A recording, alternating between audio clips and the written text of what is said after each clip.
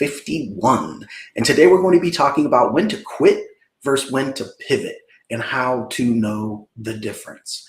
So, pivoting is something that is usually very common for businesses and entrepreneurs because as we travel down the journey that we've set out, whether that's a new business, new product, or service, nothing happens as we thought it would, or at least it feels like nothing happens like we thought it was going to happen.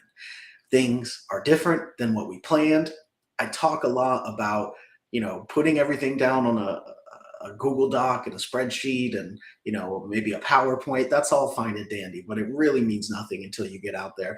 I've never seen a situation where numbers done on spreadsheets and predictions hold up, or, exact business plans are, actually completed as they're laid out. It's just not the reality of how business and the market works, because nothing's really ever what it seems. Things are going to change. You're going to have to adjust, and you may have to pivot. Now, I think there's a little bit of a difference between adjusting and pivoting, right? Adjusting is just kind of tweaking little parts of what you're doing, as opposed to pivoting is literally pivoting to a whole other way of doing things or a whole other product or service. And I've had plenty of both in my journey, and I think most entrepreneurs would tell you the same thing. So when I'm talking about adjusting, we're really talking about more so having the same product or service, but just kind of maybe adjusting how you get it to the people, or adjusting your ads, your branding, your messaging, maybe adjusting the way that you deliver the product or service a little bit, so that it keeps getting better. So really, we're talking about kind of just adjusting and tweaking, and that stuff that you should be doing all the time.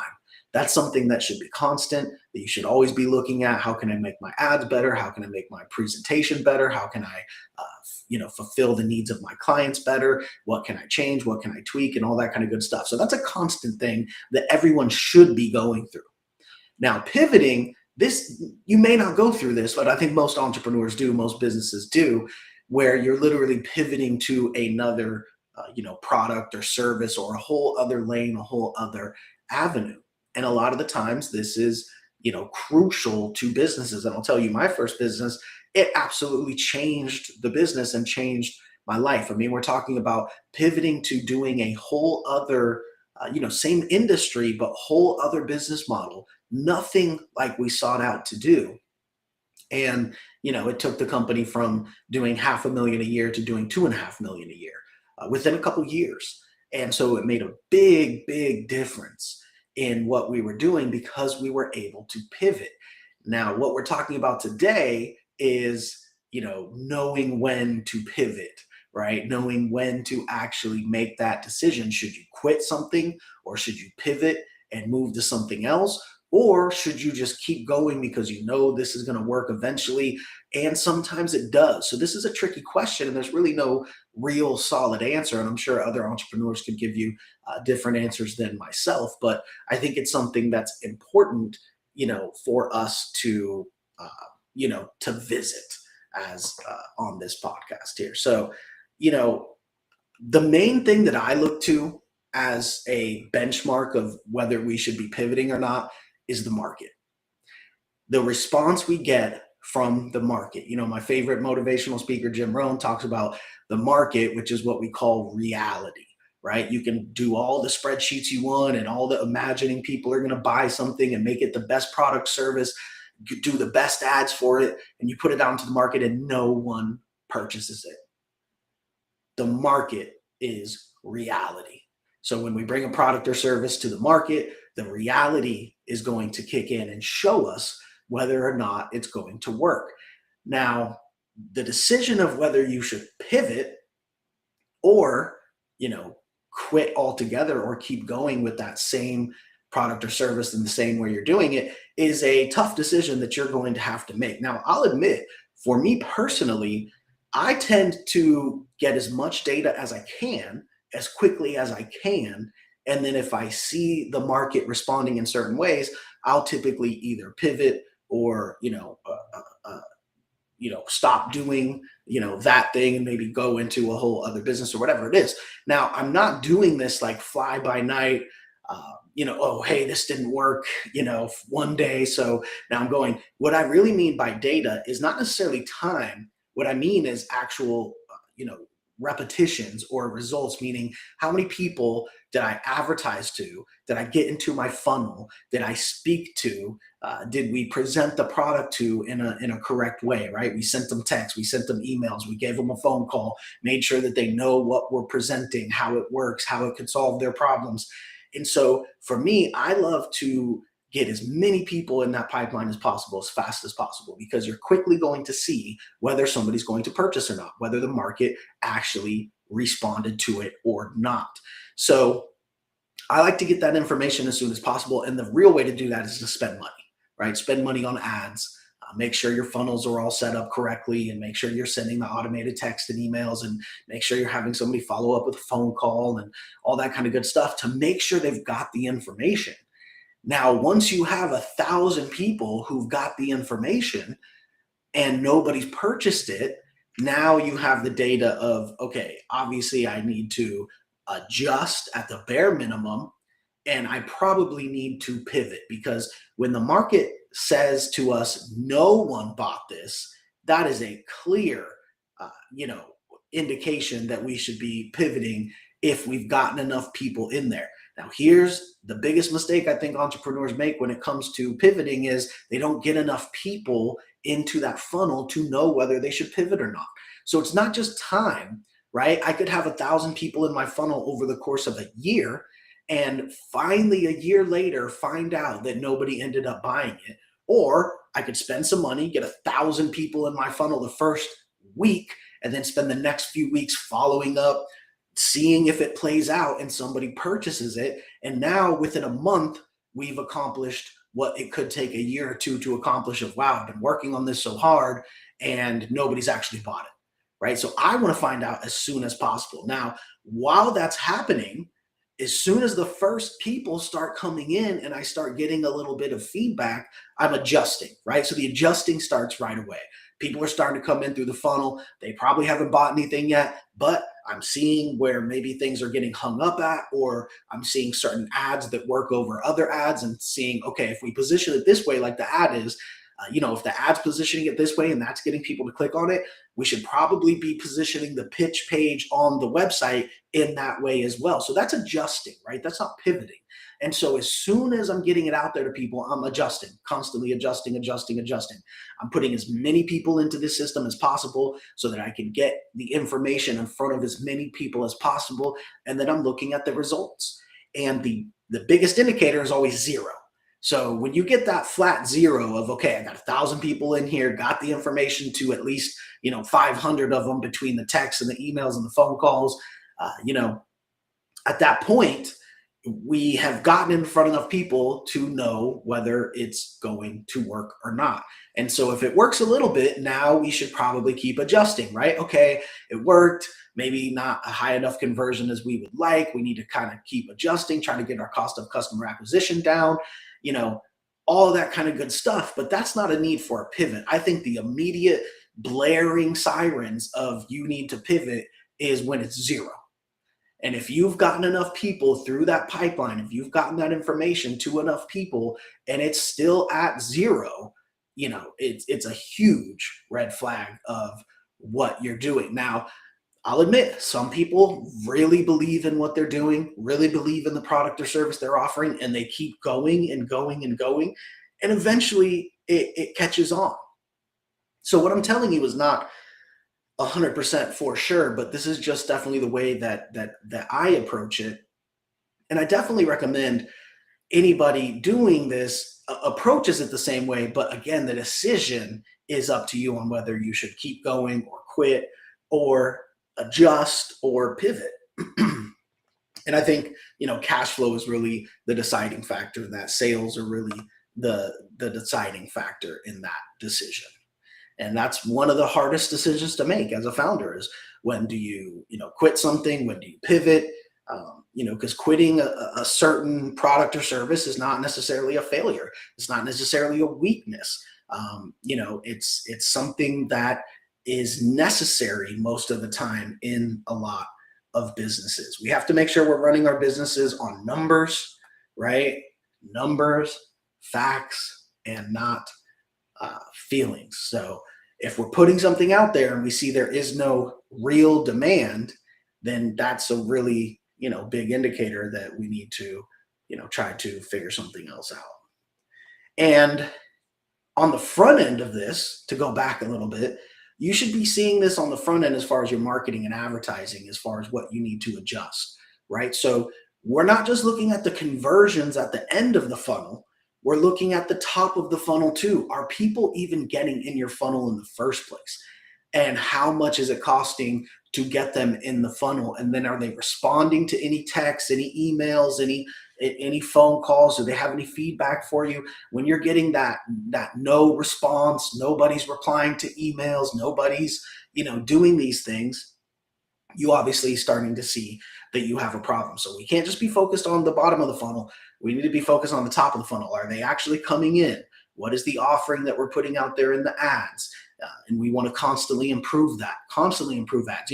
Something that I'm working on even recently, which I think I could have been better at up till now, is changing creatives a lot and trying new ads. I mean, we tend as entrepreneurs to find an ad that works and we run with it and we say, hey, this conversion rate works, this cost of customer acquisition is working for me, so I don't want to change anything. This is the best ad I've tried so far, so let's just pump this one. Well, yes, that's great, but we do want to keep trying because you never know what will unlock even more. I mean, human psychology is strange. You never know which ads, which images, which text actually resonate with people. So it's important to keep doing creative. So I'm getting better at this lately. I definitely could have done better at this throughout my career of making sure to put all kinds of different creatives out there, even when you have a solid campaign going, always trying to improve that because you never know. I mean, you might get an ad that literally cuts your cost of acquisition in half, and that can change your entire business or change your life, right? Most of us, if we're running on those thin margins, especially if your cost per lead gets cut in half, or your cost per customer gets cut in half, that would change your life, right? It would increase your profit margin insanely. So that's definitely something to keep in mind and something that I think I'm still learning and trying to, get better at. So definitely important to this. But I think in general, what we're talking about today is that as soon as you get started with a new product or service and putting it out into the market, you should be adjusting constantly with the feedback that you get, whether it's feedback from the conversion rate or feedback from the people who are going into the funnel, who are purchasing or not purchasing, whatever it is. We should be slightly adjusting all the time. And then there's going to become a time where we need to decide whether we pivot or whether we keep going, or maybe we even quit that whole product or service or business or whatever it is. I always talk about never quit being an entrepreneur, but sometimes there's businesses you have to leave behind, and this is the really hard decision as an entrepreneur. So pivoting is definitely something that should be done with caution and with care, but I do think that there's a real clear answer on whether you should pivot or not when you've got enough people into the door to give you that answer and zero bought it. That gives you the answer right there, I think. And that's kind of how I operate is if there's zero money after you've gotten enough people into that funnel and you've got them the information. Now, big key, you've gotten them the information. It's not just about getting them in the funnel, having them click an ad, having them sign up. It's about making sure that they saw your exact product or service, that they understand it, that they've been sent those auto texts, auto emails, they've been followed up with phone calls, the questions they have been answered. You have to get the information in front of them, not just get them interested to sign up. But if you've gotten that information in front of enough people to where you say, there is no way this is going to work if I got it in front of 1,000 people and none of them purchased it, that's a huge indicator that you should be pivoting. I think that's a huge lesson to take away from today. All right, with that being said, we'll go ahead and open it up to some questions. Remember, you can always send questions to @Kyle Hiersche or @Founding Without Funding. You can also ask any questions live. We are streaming this live on all the different platforms. And remember, if you do need help starting or growing your business, go to foundingwithoutfunding.com and you can get the book there. Also, if you want to be a little more hands off and you want to have somebody create your business for you, handle your LLC paperwork, your logo, your website, your social media ads, all that kind of stuff, we can actually do that for you as well at yourdigitalbusinesspartner.com. So if you want to start and grow your company yourself, go to foundingwithoutfunding.com and grab the book. It will help you do that. And if you want to be a little more hands-off and have somebody else do that for you and kind of do all that work, you can go to yourdigitalbusinesspartner.com and we can help you do that. And real quick, another housekeeping thing. If you would like to become a loan officer, you can actually join my team as a loan officer. Great profession to be in. If you're already licensed, you can join. If you're not licensed yet, we can help you get licensed. So go to newmlo.com. If you'd like to become a loan officer on my team, we help you with sales coaching and leads and obviously the best rates, the most outlets. So definitely check that out, newmlo.com. newmlo.com to sign up on my team as a loan officer. So let's go ahead and get into questions now. A question here from Jalen. How do you personally decide if something just needs more time versus it's actually a bad idea? I think we already touched on that. I just think it's about the data. The data. We have to look at the data. I think, and I'm guilty of it too. Sometimes we get emotional about things, but we have to look at the data and say, and again, it's an easier call if it's zero. If you've gotten enough people in there and the number is zero as far as sales and conversions, that's an easy decision. The hard part becomes when there's a little bit of them, when there's maybe just enough of them to pay for ads to get more, but there's not enough of them to have, you're not converting enough to have any profit. Those are the tough decisions of, well, can we figure this out? Can we keep adjusting, not pivoting, adjusting in order to get this to work, or do we need to pivot to something else? So that's a really tough call when there's that blurred line of, well, it's kind of working, it's not working good enough to actually scale it. Then that's a tougher decision. But when you see that zero, it's a pretty clear indicator that you need to figure something else out and pivot a little bit. Let's see. Monica is asking, have you ever shut down a business that was still making money, and what made you do it? I haven't shut down a business, but I've walked away from a business because of business partners. The companies are still going, but I had to step away. So I think shutting down a business that is still making money wouldn't be a good idea. I think if you had a business that was still making money, you should try to sell it, right? Or work something out. If you have business partners, try to work something out to exit. Or if it's all your company, try to sell it to somebody. Even selling owner finance. This is a great thing to talk about. Maybe I'll do a whole episode on this, but owner financing for businesses is more common than you would think. And it definitely can be done easier than you think, whether you have a business and it's making some money, but you want to do something else, or you don't have enough time, or maybe you fell ill, whatever it is, sell your business to somebody who wants a business who doesn't have one. And you can even do owner financing and say, look, just pay me $1,000 a month for the next 5 years, 10 years, or whatever it is. Or maybe it's less because it's a smaller business, maybe it's more. But I also want to tell people out there that you can do the same thing on the buyer end. There's a lot of businesses that would sell to you so that they could get out and just relax while you owe them the payments on the business. And I think this happens more than people realize. And I think it can happen more than people realize. So if you're an entrepreneur out there and you don't necessarily, or you want to be an entrepreneur, you don't necessarily know what business to make, and you want a business that maybe already proven out that at least could make gross income, but maybe somebody's not able to get it profitable yet quite, but you think that you could, or you just want to start off with something that was a little bit proven, approach businesses and see if they would be interested in selling with owner financing. And I think you'll find that a lot of small businesses may be interested in something like that, depending on the situation that they're in, depending on the situation that the owner of the company is. I think it's probably more common than people think, and I think it could be done easier than people think. So keep that in mind. Owner financing, when you're owning a business, maybe you want to get rid of it. There's places you can put ads out there to do so.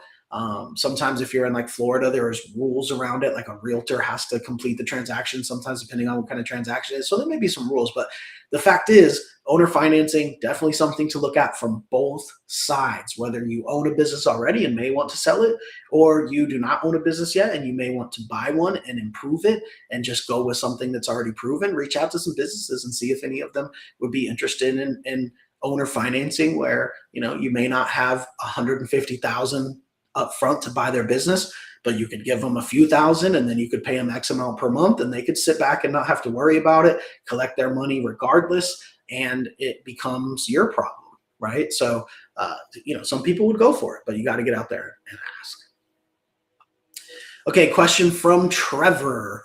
What's the closest you've ever come to quitting something that later worked out? I think I think there's a few things. I can't really put my finger on exact one. I mean, almost all of my businesses, you want to quit at some point. You almost want to quit, and I think that's where the pivoting comes in, right? When you saying, this isn't going to work. You can't possibly do this anymore. We ran out of money, whatever it is. A lot of times that's when you find your best ideas, maybe your best thing to pivot with, or maybe, your next great idea that's going to help you. And a lot of times that idea has to do with the way to convert leads, the way to get people in your sales funnel, the way that you advertise. Those are usually the eureka moments that actually bring money in instantly and can save your company. Is, wow, if we did this, then we could survive and double our sales. Now, I will say nowadays, probably the easiest way to get better customer acquisition cost and to maybe save your business if you're struggling and you can't afford ads to put out there is to make content, right? Make content about the subject that you're talking about. Even doing the thing of saying, hey, I'm telling you how to, Gary Vee uses an example of, if he were a roofing company, he'd put up a post saying, why not to hire me to do your roof and teach people how to fix their own roof. Now you're building trust and you're getting, people are sharing this, putting it out there, and you're getting free advertising and you're getting that level of trust as well. So nowadays you can advertise for free using content. Obviously the much more, easy, simpler, systemized way is running ads though. But if you have no money to run ads, there's no other options. Maybe that forces you to start making a bunch of content, and maybe that absolutely changes the game for you. So I think nowadays that's usually the easiest pivot as far as your marketing, is say, hey, the ads are really not working, the conversion rate is really not working, or we can't afford ads anymore. What can we possibly do? Well, there's this whole other avenue of making content and getting free exposure if you're good at making content. All right, question here from Simone. Simone out of Miami. All right. How do you separate your ego from the actual numbers when something isn't performing? We got to look at the numbers. I just try to look at the numbers. And again, some people are emotional about it and it works out. Some people say it's going to work someday. It's going to work someday. I love this idea. I'm so convinced that it's going to change the world. And sometimes it does. So you can't say one thing is right or the other. Everybody's journey is different. But typically, if you're not getting those responses that you need, you're probably going to want to pivot. But again, it's not like there hasn't been times where people have had the same idea and pushed it over and over and over for years and years and years, and finally it breaks through and they didn't necessarily pivot. They just tried it enough, or it got out there enough, whatever the situation is. So there's really no right or wrong way to go about your journey as an entrepreneur, but listening to some advice. I listen to a lot of motivational speakers, read business books. It always helps, and put those different thoughts in your mind. But you're the one that has to make the decision ultimately as an entrepreneur. Okay, Darius is asking, if a business isn't profitable yet, but it has traction, how long would you personally keep pushing? If a business isn't profitable yet, but it has traction, so it sounds like what you're saying is that it has sales, then I would be really on top of trying to figure out how to make it work. I talk a lot about how when somebody buys something, it is a miracle. When you put out a new product or service or new business into the market and somebody purchases it, it's a miracle. It's a mini miracle every time. And you'll find that if you try to, replicate that it's extremely difficult with a new product or service, especially one offered by a new company. It's not a small thing for people to actually put their money up, to believe in your product or service enough to put their money up and actually make that payment. It is a bigger deal than you may think, especially if you luck out and you get into the industry and you're rocking and rolling with some sales right away. But if you have sales, I would just be looking at how can we adjust? How can we adjust? How can we adjust? What can we do? How can we get our cost down? Our cost per lead down, our cost of conversions down. How can we get our cost of goods down? How can we increase the profit margin? And then after that, how can we scale up? I mean, I would be dissecting every single part of that business before I would pivot to something that hasn't been proven out by sales. So for your question there, Darius, you're saying maybe the business isn't profitable yet, but it has traction. If you're saying the traction is sales, then I would not be pushing away from that anytime soon. I would be diving into it, every aspect of how can we get this to work, because the sales are working, but now we have to figure out the back end of, maybe it's the cost of goods sold, maybe it's the cost per lead, whatever the situation is, we got to fix those problems, because the problem isn't that it's not selling. And if the problem is that it's, not selling, there's nothing you can do about it. Like Mark Cuban says, sales cure all, right? So if there's some sales coming in, let's focus on everything else and we can get that worked out. But what you can't get worked out is something not being purchased because people are just not interested in it. It's just not something that works, or people aren't psychologically going to pull the trigger on it for some reason. Typically, you can't fix that. But we can fix profit margin. We can fix the cost of customer acquisition. We can fix the cost of goods sold. These are things that we just have to dig into to fix. But you can't fix a product or service that the market does not respond to and doesn't actually put dollars up to purchase it. That's not something that can be fixed. All right, we'll take one more question here from Elena. What's one pivot you made completely changed the direction of a company? Yeah, so when I had the music company, my first company, we went from doing just regular music promotion to doing physical events. And we had done a couple physical events before, but when we changed to a business model of, we had a little bit of success with some of the events. We did just kind of as one-off events. Really, we were doing them more so just for a brand, right? It wasn't what we were doing for a living, but then we figured out a little business model within it and started making some money. And then we kind of looked at it and said, okay, if we can scale this up, then what would it look like? And really what we saw is that it would look a lot bigger than the business we were already doing. And so it started making money, the events did. And then we said, okay, so this is, something that works. People are doing it. Now we just got to dive into it, get the cost low, get the customer acquisition cost low, and try to increase the profit margin and then scale it way up as much as you can. And it turns out that you can scale up events a lot, right? We did 30 events every single month, year round, throughout 60 different cities, 7 countries. People were saying, how could you do 10 events a month? Well, we did 10 events a month, bought a giant tour bus, wrapped it with our company name and traveled the country in the tour bus. And then from there started doing even international events, and people didn't think we could do 20 events a month. People thought for sure there's no way to do 30 events a month, an event every single day, but we did. And so that was a pivot that we made that absolutely changed that business and changed my life, right? Because that was my first successful business. So, I wouldn't be here right now if it weren't for that pivot. So I definitely have some insight into pivoting, because that main pivot changed my life, changed that business, ended up bringing in millions and millions of dollars that would have never existed if we didn't pivot. So I'm very happy, that we made that decision to pivot in that way. All right. With that being said, we will go ahead and wrap it up. Remember, if you want to grab the book, go to foundingwithoutfunding.com. It can help you with insight on how to start or grow your business. If you would like to be a little bit more hands-off and you'd like somebody to actually start and grow your business for you, you can go to yourdigitalbusinesspartner.com. We can do all your LLC paperwork for you, as well as your logo, your website, your social media, all that kind of good stuff. So yourdigitalbusinesspartner.com. If